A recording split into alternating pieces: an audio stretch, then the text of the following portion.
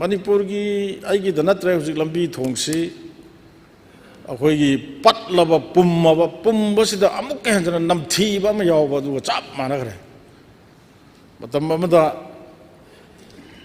ꯁꯦꯟꯇꯔꯗꯒꯤ BJPꯒꯤ leader ꯃꯌꯥꯝ ꯂꯥꯛꯑꯒ aeroplane ꯇꯥꯅꯅꯕ ꯁꯦꯝꯒꯅꯤ ꯍꯥꯏꯗꯅ ꯂꯥꯎꯊꯣꯛꯈꯤꯕꯗꯣ ꯉꯁꯤꯗꯤ ꯖꯍꯥꯖ ꯑꯣꯏꯅ ꯊꯥꯗꯕꯒꯤ ꯚꯥꯞꯇ ꯂꯩꯔꯦ ꯁꯥꯔ ꯑꯗꯨꯅ ꯑꯩ ꯄꯟꯅꯤꯡꯗ꯭ꯔꯦ ꯃꯅꯤꯄꯨꯔꯒꯤ ꯂꯝꯕꯤ ꯊꯣꯡꯁꯦ ꯁꯥꯔ ꯑꯩꯅ ꯉꯁꯥꯏ ꯍꯥꯏꯖꯔꯤꯕ ꯄꯠꯂꯕ ꯄꯨꯝꯂꯕ ꯍꯦꯟꯖꯟꯅ ꯅꯝꯊꯤꯔꯕ ꯄꯣꯠ ꯑꯃꯒ ꯆꯞ ꯃꯥꯟꯅꯈ꯭ꯔꯦ ꯌꯥꯝ ꯍꯥꯏꯅꯤꯡꯗꯦ ꯁꯦꯝꯕꯤꯔꯔꯣꯏꯗ꯭ꯔꯥ ꯁꯦꯝꯃꯔꯣꯏ DPR ꯊꯥꯈ꯭ꯔꯦ ꯈꯣꯠꯈ꯭ꯔꯦꯒ ꯍꯥꯏꯕꯗꯨ ꯑꯗꯣꯝꯗꯗꯤ ꯇꯧꯕꯤꯔꯛꯑꯅꯨ ꯀꯥꯟꯅꯗ꯭ꯔꯦ ꯏꯂꯦꯛꯁꯟꯒꯤ ꯀꯦꯝꯄꯦꯟ ꯂꯥꯛꯄꯗꯁꯨ ꯂꯝꯕꯤ ꯁꯦꯝꯕ ꯉꯝꯕ ꯃꯤꯗꯤ ꯊꯥꯒꯠꯂꯛꯇꯕꯅꯤꯅ ꯂꯝꯕꯤ ꯑꯗꯨꯝ ꯐꯠꯇꯕ ꯇꯥꯏ ꯍꯥꯏꯅ ꯊꯝꯕꯤꯔꯝꯃꯤ ꯑꯩꯉꯣꯟꯗꯁꯨ ꯌꯥꯝ ꯇꯥꯅꯤꯡꯗꯕ ꯍꯥꯏꯕ ꯇꯥꯔꯦ ꯄ꯭ꯔꯖꯥꯅꯁꯨ ꯃꯁꯤ ꯊꯥꯖꯔꯣꯏꯗꯧꯕ ꯑꯗꯨꯅ ꯑꯣꯅꯔꯦꯕꯜ ꯂꯤꯗꯔ ꯑꯣꯐ ꯗ ꯍꯥꯎꯁꯅ ꯊꯃꯣꯏ ꯁꯦꯡꯅ ꯊꯝꯕꯤꯌꯨ ꯂꯦꯝꯍꯧꯔꯤꯕ ꯆꯍꯤ 2.5 ꯊꯥ ꯑꯃꯅꯤ ꯁꯤꯒꯤ ꯃꯅꯨꯡꯗ ꯁꯦꯝꯕꯤꯕ ꯉꯝꯒꯗ꯭ꯔꯥ ꯉꯝꯃꯣꯏ ꯍꯥꯏꯔꯁꯨ ꯀꯩꯁꯨ ꯀꯥꯏꯗꯦ ꯃꯌꯥꯝ ꯈꯪꯖꯁꯅꯨ ꯑꯁꯤꯡ ꯈꯛꯇꯪ ꯈꯪꯖꯔꯒ ꯁꯥꯔ ꯑꯩꯒꯤ ꯀꯠ ꯃꯣꯁꯟꯁꯦ ꯑꯩ ꯋꯤꯗ꯭ꯔꯣ ꯇꯧꯖꯩ ꯗꯤꯃꯥꯟ ꯅꯝꯕꯔ 6, 8, 9 ꯑꯃꯁꯨꯡ 44ꯗ ꯑꯣꯅꯔꯦꯕꯜ ꯃꯦꯝꯕꯔꯁꯤꯡ Shri Surya Kumar Okram, Shri K. Ranjit Singh, Shri K. Meghachandra Singh, amasung Shri T.S. Lokeshwar Singh dagi katsing phangjai. Mathangda Honorable Member Shri K. Ranjit Singh.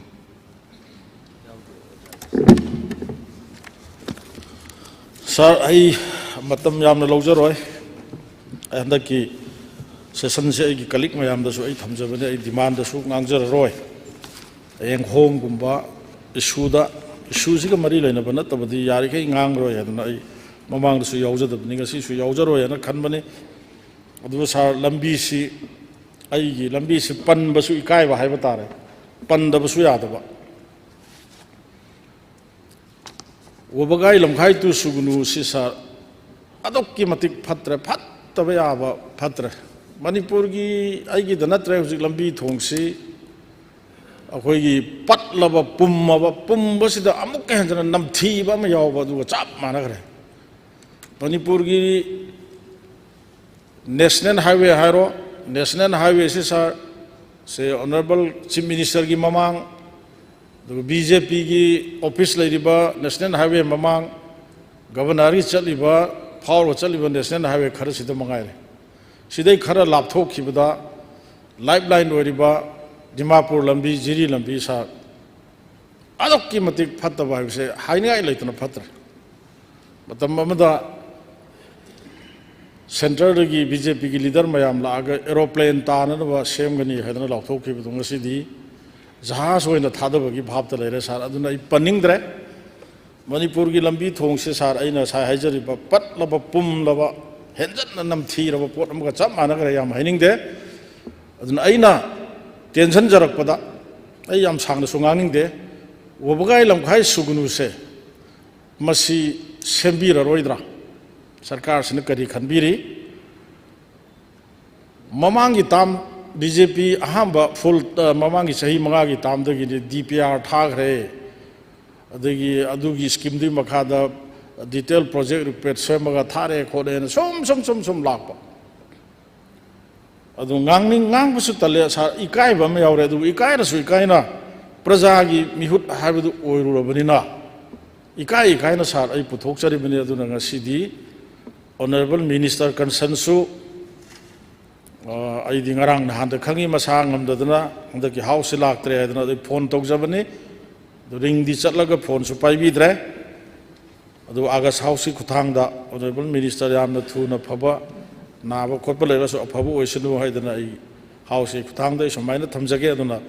Honourable minister की महुत्ता honourable chief minister न खुंबीगदबनिना यामनसु अमरोमदि खुदोंग चारे असेंग बमा हाइबिरो ngасidi wangu wagai lamkhai tu sugnu lambise semaroi DPR thakre khokhrega haibadu adomdadi tawbiranu kanadre maramdi DPR se mamangi tamdai tharak padunu hujik phau DPR thayebse aina su taningdre ai maige gi parjana su taningaroi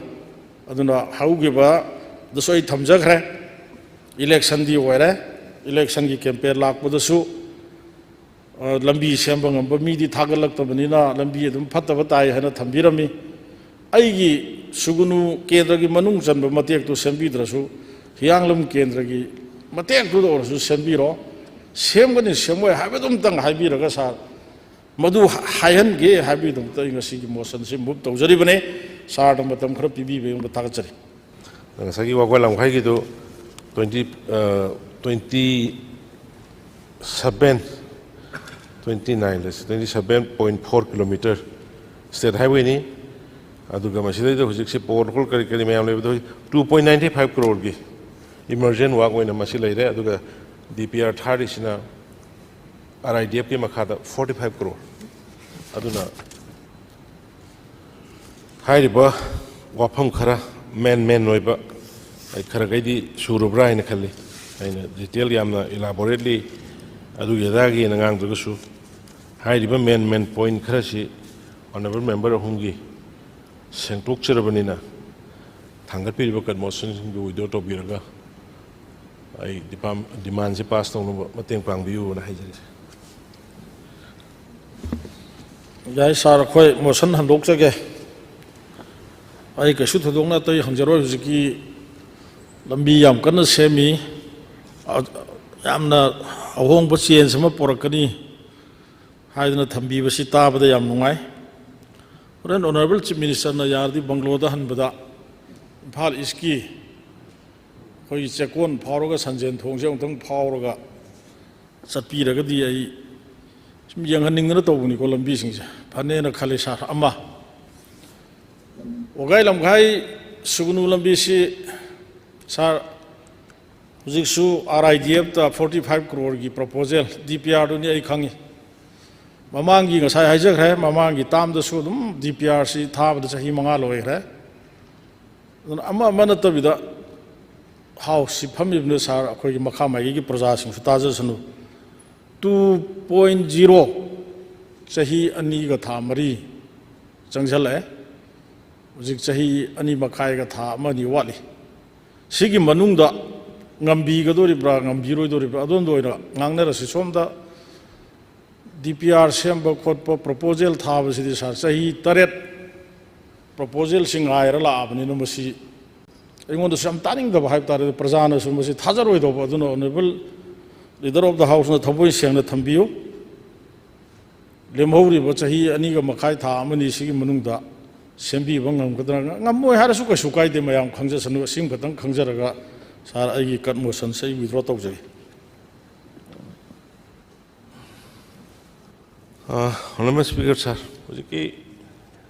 honorable member na haiba si sanjen thongla laga saloi